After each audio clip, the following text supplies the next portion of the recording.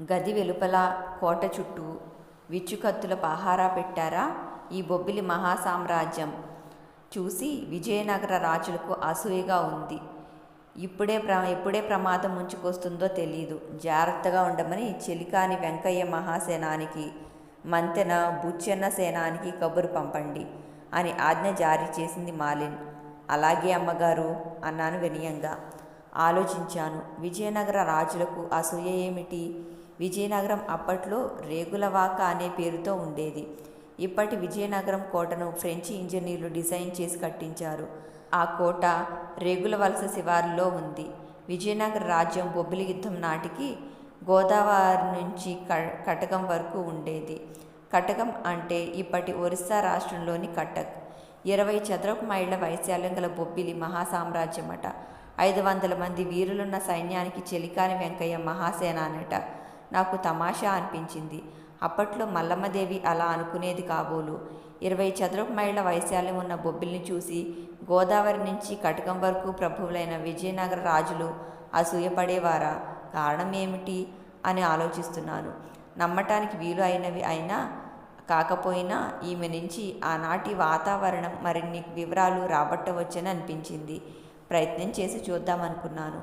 నాకు చాలా కాలంగా ఒక సందేహం పీడిస్తుంది. తాండ్ర పాపయ్య బొబ్బిలి గోపాలకృష్ణ రంగారావుకు, వెంగళరాయుడుకు వరుసకు బావ అవుతాడు. బొబ్బిలి అంటే పాపయ్యకు ప్రాణం. విజయరామరాజు హైదరు జంగు అబద్ధాలు చెప్పి బుస్సీని నమ్మించి కోటని ముట్టడించారు. దేవులపల్లి చేరేనాటికి యుద్ధం అనివార్యం అనే సంగతి బొబ్బిలి వారికి తెలిసింది. బుస్సీ సైన్యం 50,000, 80,000 సైన్యం, 500 సైన్యం మీదికి ఎత్తి వస్తోంది. అటువంటి సమయంలో బొబ్బిలిని ప్రాణంగా భావించే రాజం ప్రభువు అయిన తాండ్ర పాపయ్య సాయంగా ముందే ఎందుకు రాలేదు? రాజ్య పతనం అయ్యాక, బొబ్బిలి వీరులంతా చనిపోయాక 2వ రోజు రాత్రి వరకు బొబ్బిలి రాకుండా ఎలా ఉండగలిగాడు? ఎందుకు అలా చేశాడు అనేది చరిత్రలో నాకు అర్థం కాని అంశం. ఇంకొన్ని అనుమానాలు కూడా ఉండేవి. బొబ్బిలికి ఏదైనా ఉపద్రవం వస్తే తాండ్ర పాపయ్యను సర్వసైన్యాధ్యక్షుడు అవుతారు కదా. మహాపరాక్రమశాలి అయిన పాపయ్య నాయకత్వంలో మన సైన్యాలకు పరాజయం అంటూ ఉంటుందా అని మాలిన్ అలియాస్ మల్లమ్మదేవిని అడిగాను వినయంగా. పాపయ్య లాంటి వీరులు బొబ్బిలిలో ప్రతి గడపకు ఉన్నారు. తాండ్ర పాపయ్య అన్నగారు బొబ్బిలిని ప్రేమిస్తారు. బొబ్బిలి కోసం ప్రాణం ఇస్తారు. బొబ్బిలితో బంధుత్వం కోసం పరితపిస్తారు. అంత మాత్రం చేత బొబ్బిలి సర్వసైన్యాలకి అధ్యక్షుడయ్యేంత శౌర్యం ఆయనకెలా వస్తుంది? చెలికాని వెంకయ్య గారు, మంతెన బుచ్చెన్న గారు వంటి పరాక్రమవంతులు బ్రతికి ఉండగా తాండ్ర పాపయ్య అన్నగారు మహాసేనాని కావడం అనంతరం అన్నది మార్లిన్ మల్లమ్మదేవిలా. మార్లిన్ అలా చెప్పగానే నేను ఆశ్చర్యపోయాను. కాలానికి కదలిక ప్రధానమైన లక్షణం. కదలిక మార్పు రూపం కాలంలో బొబ్బిలి కథ మారిపోయింది. ఎవరి ఇష్టం వచ్చినట్టు వారు నాటకాలు, బుర్ర కథలు, పాటలు రాశారు. వాటి ఆధారంగా నేను కొన్ని పొరపాటు అభిప్రాయాలు ఏర్పరచుకున్నందుకు ఎంతో సిగ్గుపడ్డాను. ఎలాగైనా మల్లమ్మదేవిని మంచి చేసుకొని ఆ రోజుల్లో జరిగిన యథార్థమైన కథ ఏమిటో వినాలని అనిపించింది. అటువంటి అవకాశం కోసం ఎదురుచూస్తూ తలుపులు దగ్గరగా వేశాను. అంతటా నిశ్శబ్దం ఉంది. అర్ధరాత్రి అవుతోంది. ఎప్పుడేం ముంచుకొస్తుందో ఎదురుచూస్తూ ఉన్నాను. వాకిలి తలుపులు వెలుపలి నుంచి బిగించి వరండాలో మడత మంచం వేసుకొని పడుకున్నాను. బొబ్బిలి గురించి, మార్లిన్ గురించి ఆలోచిస్తున్నాను.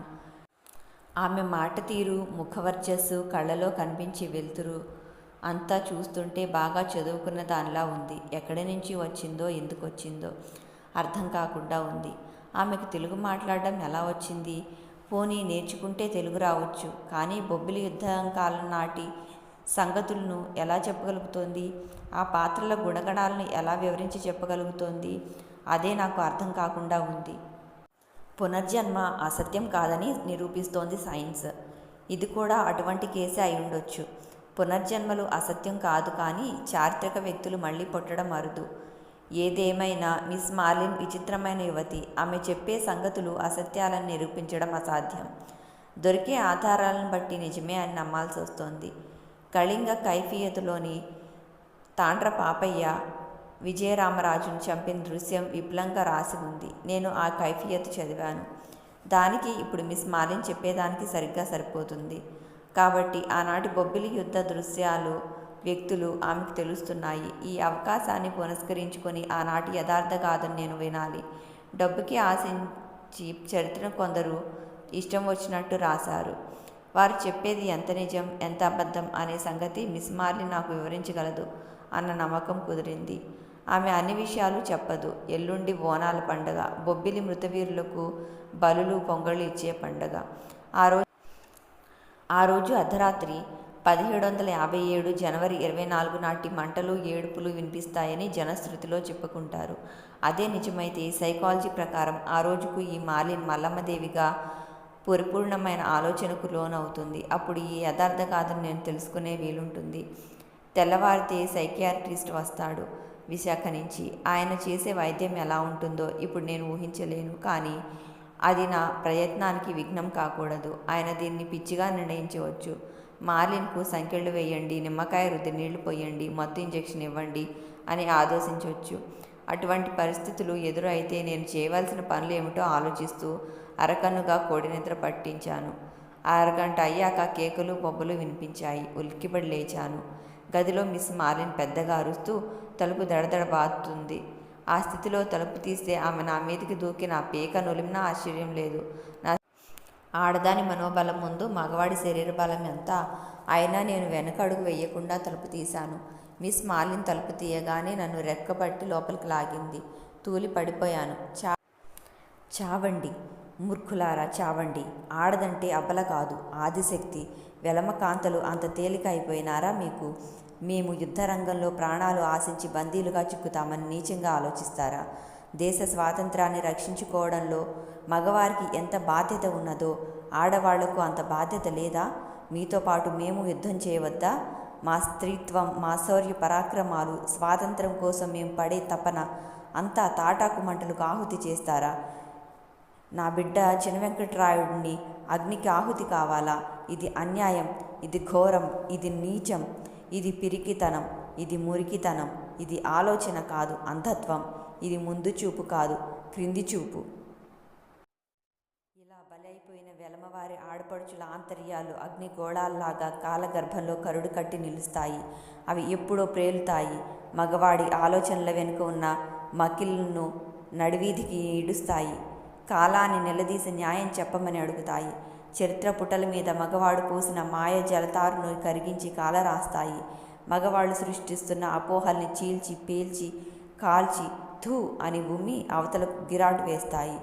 ఆడదాని ఆంతర్యమని ఆ అగ్నిగోళం నేలంతా అయి, సూర్యుడంతా అయి, ఆకాశమంతా అయ్యి, విశ్వమంతా అయ్యి నిజానికి అప్పుడు తెలుస్తుంది చరిత్ర ఏమిటో. అప్పుడు తెలుస్తుంది ఆడదంటే ఏమిటో, అబల అంటే ఏమిటో అంటూ అరుస్తోంది మిస్ మార్లిన్. కాదు, మహాదేవి మల్లమ్మ. ఆమె మనోబలం ముందు నా శరీర బలం తూలిపోయింది. నేను కింద పడ్డాను. ఆమె నన్ను మగజాతికి ప్రతినిధిగా భావించుకుంటుంది కాబోలు. ఖాళీ శక్తిలా కాలెత్తి నా పొట్ట మీద పెట్టింది. తిన్నదంతా వెళ్ళకొస్తోంది. ఊపిరి అందటం గగనం అయిపోయింది. పెనుగులాడుతున్నాను. నిద్ర తల్లి ఒడిలో 3 ముద్ర వేసి పన్న పనివాళ్లకి ఆ కేకలకు తెలియవచ్చింది. అందరూ కంగారుగా వచ్చేశారు. అంతమంది పట్టిలాగిన కాలు కదిలించడం అసాధ్యమైంది. నాకు స్పృహ తప్పేలా ఉంది. నా తెలివి ఉపయోగించాను చివరిసారి. తప్పంతా మగవాడిదే, నన్ను క్షమించి వదిలిపెట్టు అని అన్నాను. ఆ మాటకు మార్లిన్ శాంతించి కాలు తీసింది. అంతమంది పట్టిలాగినా రాని కాలు అప్పటికి నన్ను వదిలిపెట్టింది. ఊపిరందుతోంది. నా సమయస్ఫూర్తి కాపాడింది నా ప్రాణాలనే కాబట్టి నన్ను నేనే అభినందించుకున్నాను. అభినందనలు అయ్యాక మళ్ళీ నాకు నేనే థ్యాంక్స్ చెప్పుకున్నాను. రంగారావు గారు ఈ గొడవకు లేచారు. నిద్ర మధ్యలో లేపితే చిర్రెత్తిపోయే వ్యక్తుల్లో ఆయన ఒకరు. అర్ధాంతరంగా నిద్ర లేపితే ఎదురుగా ఉన్న వ్యక్తిని కొట్టడం ఆ వెలమ్మ దొరగారికి అలవాటు. అటువంటిది అర్ధరాత్రి ఇంత గొడవ అవటం నుంచి ఆయన ఏకంగా తుపాకీ తీసుకువచ్చేశారు మేమున్న గదిలోకి. ఆచార్యులు గారు, మీరు అనవసరంగా ఈ పీడ నెత్తికెక్కించుకున్నారు. ఏది ఎవరైతే మనకెందుకు, పిచ్చెక్కింది, మనుషుల్ని చంపుతోంది, కాల్ చేస్తాను అంటూ బారెల్ మిస్ మార్లిన్ వైపు పెట్టారాయన. వెలమదొరల పరాక్రమానికి తొందరపాటు ఒక అలంకారం కాబోలు అనుకున్నాను. తీరిపోయిన కథ మళ్ళీ తిరగబడుతుంది. చస్తూ బ్రతుకుతూ లేని ఓపిక తెచ్చుకొని లేచి బారెల్కి ఎదురుగా నిలబడిపోయాను. అంత పని చెయ్యకండి. ఇది 20వ శతాబ్దపు ఉత్తరార్ధం. ఆమెను చంపితే కేసు అవుతుంది. 1 తెలియవలసిన సంగతులు తెలియకుండా పోతాయి. 2 మరణశిక్ష విధించేటంత నేరం ఆమె ఏమీ చేయలేదు. 3 మనిషిని చంపడం అనే నేరం మీరు చేయడం ఘోరం. 4 ఇంకా చెప్తే అంకెలతో పాటు కారణాలు పెరిగిపోతాయి. ఇంతటికి చాలు, ఆగండి, ట్రిగ్గర్ నొక్కకండి ప్లీజ్ అన్నాను. రంగారావు గారి ఆవేశం చల్లారిపోయింది. కానీ గన్ చూడగానే మహాదేవి మల్లమ్మకు గోపాలకృష్ణ రంగారావు ప్రాణాలను బలి తీసుకున్న ఒక సామాన్య ఫౌజ్ చేతిలోని 303 రైఫిల్ గుర్తుకొచ్చింది. ఆమె రెచ్చిపోయింది మళ్ళీ. మిస్ మార్లిన్ కనిపించకుండా పోయి మహాదేవి మల్లమ్మే కనిపిస్తోంది. మేము అలాగా నిశ్చలమైన ఆలోచన మీద నిలిచేందుకు ఆమె ధరించిన గౌను గాని నీలిరంగు కళ్ళు గాని అడ్డు కాలేదు. ఆ అధునాతన ఫ్రెంచి వనిత మహాదేవి మల్లమ్మే అనిపిస్తోంది. ఎవడ్రా నువ్వు అన్నది రంగారావు గారి కేసి గుడ్లూరిమి చూస్తూ. రా అన్నావంటే కాల్ చేస్తాను అంటూ రంగారావు గారు మళ్ళీ తుపాకెత్తారు. వీళ్ళిద్దరి మధ్య నాకు పిచ్చెక్కేలా ఉంది. సార్, ఆమె ఇప్పుడు మామూలు మనిషి కాదు, మరో ప్రపంచం నుంచి మహాప్రస్థానం చేసిన మనిషి మహాదేవి మల్లమ్మ. దయచేసి ఆమెను రెచ్చగొట్టకండి ప్లీజ్, ఆమె మీద దయ చూపండి అన్నాను. వెలమ దొరకు నా మాటలు శాంతి సూక్తం అయినాయి. ముందు ఆ తుపాకీ ఇలా ఇవ్వండి అంటూ తుపాకీ లాక్కుని దానిని మిస్ మార్లిన్ దృష్టికి అందని చోట మరో గదిలో దాచేశాను. ఈ గొడవ అంతా విని గాయత్రీదేవి కూడా వచ్చారు. పనివాళ్లు ఆమెకు పరిస్థితి అంతా వివరించారు. ఆచార్యులు గారికి ఆమె కాళ్ళు తగిలినాయా? గోపాల్దేవా, వెంటనే వేడి నీళ్లు కాచండి, ఆయన స్నానం చేస్తారు అన్నారు గాయత్రీదేవి. ఆమెకు నా మీద ఉండే వాత్సల్యానికి కరిగిపోయాను. అమ్మా, నన్ను కాళ్ళతో తొక్కింది మిస్ మార్లిన్ కాదు, మహాదేవి మల్లమ్మ. తెల్లవారుజామున తూర్పున మెరిసే వెన్నముద్ద చుక్కల చరిత్రపుటల్లో వెలుగు వెల్లువలు నింపుతున్న మల్లమ్మ మహాదేవి. మగవారి తూష్ణీభావానికి ఆలోచనలకు గురి అయిన కాలిపోయిన అద్భుత స్త్రీమూర్తి ఈమె. నిజంగా మల్లమ్మ అయ్యి ఆమె కాలికి అంటిన ధూళితో ఈ శరీరం పవిత్రమైతే నా జీవితంలో ఎంతో ఉత్తేజకరమైన క్షణాలు ఇవనుకుంటాను. స్నానం శరీరాన్ని పవిత్రం చేయవచ్చు, కానీ మహాదేవి మల్లమ్మ కాలిస్పర్శ నా మనస్సును, నా జీవితాన్ని అర్థవంతం చేసింది అన్నాను. రాజమాత నా వంక అయోమయంగా చూశారు. నేను స్నానం చేయనని ఆమె అనుకుని మళ్ళీ వేడి నీళ్ళ సంగతి ఎత్తలేదు. నేను చకచకా వెళ్ళి బావి దగ్గర నీళ్లు తోడుకుని స్నానం చేశాను. అనుభూతులకు అరికాలి దుమ్ముకు సంబంధం ఎలా కుదురుతుంది? నేను వెళ్ళి స్నానం చేసి వచ్చే సమయానికి మిస్ మార్లిన్ అక్కడున్న వారందరినీ చిందులు వేయిస్తోంది. పనివాళ్లకి ఇదొక వేడుక అయింది, కానీ ఖర్చు లేకుండా కలిసి వచ్చిన కాలక్షేపం అయ్యింది. ఆమె ఇంత చేస్తే వీళ్ళు మరింత చేస్తున్నారు. ఒక్కళ్ళని మించిన వాళ్ళు మరొకళ్ళు. చిన వెంకట్రాయుడు గురించి అడుగుతోంది మిస్ మార్లిన్. చిన వెంకట్రాయుడు ఎవరు అని ఒకళ్ళు, నీ కొడుకా అని ఒకళ్ళు, నీకు పెళ్ళి కూడా అయిందా అని మరొకళ్ళు అడుగుతున్నారు. వాళ్ళందరినీ తలలు తీయిస్తా అంటుంది మిస్ మార్లిన్. నీ బిడ్డ వెంకటరాయుడు బాబాయ్ దగ్గర ఉన్నారు, హాయిగా నిద్రపోతున్నారు. వారికి నిద్రాభంగం చేయమంటావా మహాదేవి అని అడిగాను. అందుకు ఆమె ఒప్పుకోలేదు. ఆ కన్యాహృదయంలో మల్లమ్మదేవి తల్లితనం తాలూకు స్పర్శ పొంగి పొర్లింది. అయితే వారిని లేపవద్దు అంది.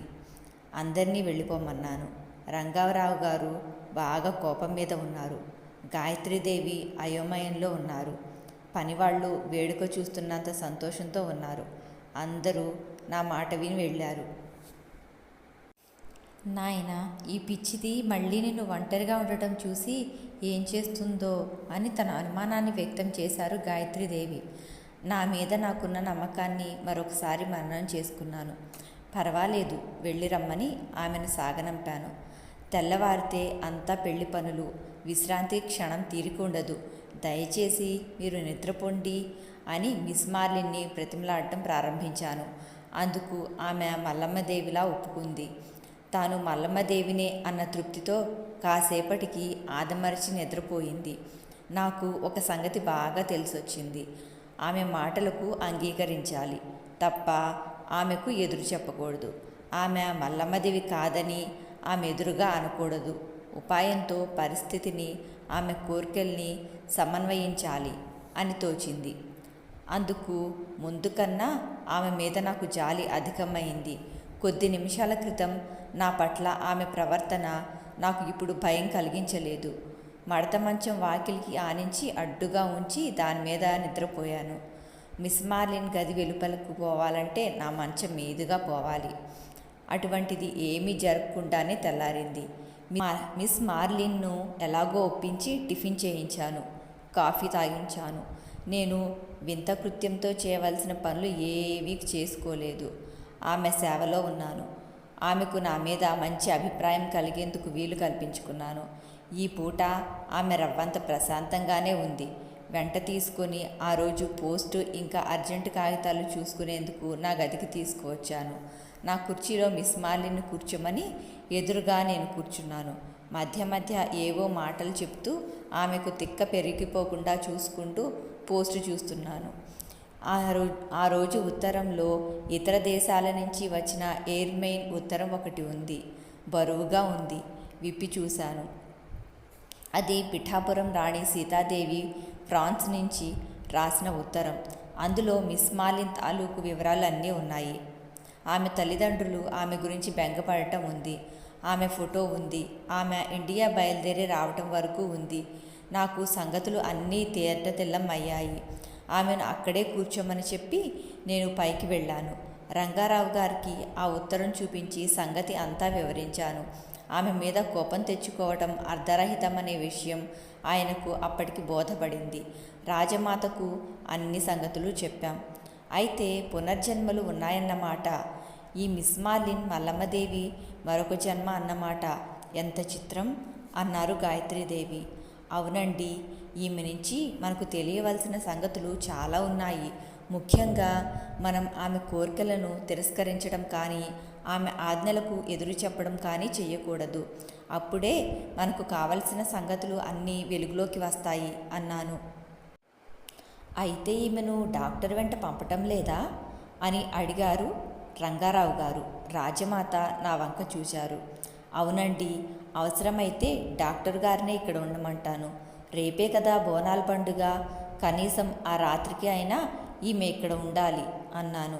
రంగారావు గారు అంగీకరించారు. నేను ఎంతో సంతోషంతో కిందికి దిగి వచ్చాను. మిస్ మార్లిన్ ఏడుస్తోంది. నాకేమైంది అంటుంది. నాకు అర్థమైంది. రాత్రి నుంచి ఆమెకున్న ఏకాగ్రత, తాను మల్లమ్మదేవిని అన్న ఏకాగ్రత తగ్గిపోయింది. సబ్కాన్షియస్లోంచి కాన్షియస్లోకి కొన్ని విషయాలు జంప్ చేస్తున్నాయి. ఆమెకిప్పుడు కలలాంటి అయోమయ పరిస్థితి కలిగి ఉంటుంది. నేను వెంటనే మిస్ మార్లిన్ కమ్ హియర్ అన్నాను. ఆమె కదిలి వచ్చింది. Miss marlin SIT here please అన్నాను. ఆమె కూర్చుంది. అంటే మళ్ళీ మిస్ మార్లిన్ అయింది. మీరు ఎక్కడి నుంచి వచ్చారు? ఆమె చెప్పింది. ఎందుకు వచ్చారో చెప్పగలరా అని అడిగాను. బొబ్బిలి గురించి, మలామ గురించి తెలుసుకోవాలి అంది. మీరు ఇప్పుడు ఎక్కడ ఉన్నారో చెప్పగలరా? నా ప్రశ్న. తెలియదు. నేనిప్పుడు ఎక్కడ ఉన్నాను చెప్పండి ప్లీజ్ అంది మిస్ మార్లిన్. నేను నవ్వాను. జవాబు ఇవ్వకుండా ఊరుకున్నాను. ఆమె ఆదుర్దాపడింది. 10 సార్లు అడిగింది అదే ప్రశ్న. చివరకు సమాధానం ఇవ్వరేమిటి? అసలు మీరు ఎవరు అని అడిగింది నా వంక అనుమానంగా చూస్తూ. లేచి నిలబడింది. ఇది బొబ్బిలి, మీరు కలలు కంటున్న బొబ్బిలి. మీకు కలలో ఆవేశించే మల్లమ్మ మెట్టిన ఇల్లు ఇది. ఇక్కడే ఈ బొబ్బిలిలో ఆమె శరీరము, మనస్సు, కాలు బూడిద అయ్యాయి. కానీ ఆమె ఆత్మ అంటూ మిస్ మార్లిన్ కన్నుల్లోకి సూటిగా చూశాను. ఆమె ఆత్మ నాతో ఉంది. నాకు తెలుసు మిస్టర్. నేను మిస్ మార్లిన్ని. పారాసైకాలజీలో రీసెర్చ్ స్టూడెంట్ని. ఫ్రాన్స్ నుంచి బొబ్బిలి చూసేందుకు వచ్చాను. విశాఖలో రాయపూర్ ప్యాసింజర్ ఎక్కి ఇక్కడ దిగిపోయాను. ఇప్పటి నా పరిస్థితి నాకు తెలుసు. కానీ అప్పటి నా స్థితి, నేను మల్లమ్మను అనే స్మృతి నన్ను ఆవహించినప్పుడు నన్ను నేను మర్చిపోతాను. ఈ స్థితిలో ఏం చేస్తానో, నేనెవరినో ఆ స్థితిలో జ్ఞాపకం ఉండదు. ఆ స్థితిలో నేను ఏం మాట్లాడుతానో, ఏం చేస్తానో మనం ఈ స్థితిలో వచ్చాక గుర్తుండదు. కానీ అప్పుడు ఇప్పుడు నేను మల్లమ్మదేవిని అనే జ్ఞాపకం ఉంటుంది. మల్లమ్మదేవి అవతారం ఉన్నప్పుడు మాత్రం మిస్ మార్లిన్ని అనే గుర్తు ఉండదు అంటూ తన పూర్తి స్థితి వివరాలు ఇచ్చింది ఆమె. అవన్నీ నేను నమ్మాను. ఇంతవరకు మీరు ఎవరో చెప్పనే లేదు అంది మిస్ మార్లిన్. ఒక దురదృష్టవంతుణ్ణి అన్నాను. ఆమె నవ్వి ఎందుకు అంది. ఆడవాళ్లతో తన్నులు తిన్నందుకు అన్నాను. ఆమె మళ్ళీ నవ్వింది. ఏ ఆడవాళ్ళండి అంది. మీరే రాత్రి నా పీక మీదకి పొట్ట మీదకి కాలెక్కించలా అన్నాను అమాయకుళ్ళ ముఖం పెట్టి. ఆమె నన్ను జాలితో చూచింది. అంత పని చేశానా అంటూ సిగ్గుతో తల వంచుకుంది మిస్ మార్లిన్. ఎంతో బాధపడింది. నన్ను క్షమించండి అని 10 సార్లు అడిగింది. మగవాళ్ళని ఆడవాళ్లు తన్నటం ముక్కుతిమ్మన కాలం నుంచి మా తెలుగుదేశంలో వింటున్న ముచ్చటే. మీరేం బాధపడకండి అన్నాను. ముక్కుతిమ్మన్న ఎవరు అని అడిగిందామె. ఆయనొక మహానుభావుడు. కవి అనకుండా మహానుభావుడని ఎందుకన్నానంటే, తన్నించేవాడు ఒక సాధారణ హీరోని ప్రియురాలి చేత తన్నిస్తే ఆయన సొమ్మేం పోయింది. యావత్తు భారతదేశానికి ఆరాధ్య దైవం అయిన కృష్ణ పరమాత్మని సత్యభామ చేత తన్నించాడు. తన్నించడంలో కూడా అలాగే ఇలాగు కాదులేండి, ఎడం కాలితో తల మీద కిరీటాన్ని తన్నించాడు అంటూ వివరించాను. మాకు అందుబాటులో ఉండే గ్రీకు లాటిన్ పురాణాల్లో అయితే అటువంటివి జరిగినప్పుడు వెంటనే ప్రియురాలి ప్రాణం తీస్తారు. మీ కృష్ణుడు ఏం చేశాడు అని అడిగింది మిస్ మార్లిన్. మా కృష్ణుడు తల తీయలేదండి, తల వంచాడు, బ్రతిమాలుకున్నాడు. కాలితో తన్నిన దాన్ని కాళ్ళు పట్టుకొని బ్రతిమలాడాడు అని వ్రాసాడాయన. అదే శృంగారం అని నిర్వచిస్తే మేమంతా పిచ్చి వెధవల్లా చదువుకుంటున్నాం. ఎందుకు మీ ముఖం అలా వికారంగా పెట్టారు అని మిస్ మార్లిన్ని అడిగాను. బొత్తిగా నీరసంగా ఉన్నదండి అన్నదామె. అలా ఉండడానికి కారణం నేను ఊహించాను. అధికమైన స్థాయిలో ఆలోచనలు ఆమె మనసు మారుమూలల్ని తాకినాయి. రాత్రి ఆమెకు కలిగిన భావతీవ్రత ఆమె శరీరం మీద తన శక్తిని చూపించింది. ఆ నొప్పులు భావతీవ్రత తగ్గినాక ఇప్పుడు బయటపడినాయి. ఆమెకు విశ్రాంతి అవసరం అని అర్థమైంది. ఆమె కోసం ప్రత్యేకించిన పడగ్గదిలోకి ఆమెను వెంట పెట్టుకుని పోయాను. ఆమెను పడుకోబెట్టి నేను తిరిగి వచ్చేశాను. 5 నిమిషాలకే ఆమె నిద్రపోతోందని వార్త వచ్చింది. ఒక వ్యక్తి వరండాలో కాపలా ఉండేట్టు, ఇహ ఆ చుట్టుప్రక్కల పనివాళ్లు ఎటువంటి శబ్దాలు చేయకుండా ఉండేటట్టు ఏర్పాటు చేశాను. 10:30 దాటుతూ ఉండగా ఒకసారి నేను పైకి వెళ్ళి చూసి వచ్చాను. ఆమె ప్రశాంతంగా నిద్రపోతోంది. అమాయకురాలిలా పసిపాపలా ఆదమర్చి నిద్రపోతోంది. నేను నిద్రకు ముఖం వాచి ఉన్నాను. నా పడగ్గదిలో దూరి 24 గంటలు అయింది. అప్పటికే నా ఆఫీసు గదికి వచ్చి ఇంత నాస్తా తెప్పించుకొని తిని పొట్ట నిండా మంచినీళ్లు త్రాగి బోర్లా పడిపోయాను బెడ్రూమ్లో. నిద్ర ముంచుకొచ్చింది. ప్రశాంతంగా నిద్రపోయాను. టైం ఎంత అయిందో తెలియదు కానీ తలుపులు బాతుంటే ఆ మూతకు మెలకువ వచ్చింది. మళ్ళీ ఏదో కొంప మీదికి ముంచుకొచ్చిందన్న భయంతో తలుపు తీశాను. ఎదురుగా డ్రైవర్. విశాఖ నుంచి డాక్టర్ వచ్చారు, మీ ఆఫీసు గదిలో మీకోసం కూర్చున్నారు అని చెప్పాడు. తక్షణమే వెళ్ళాను.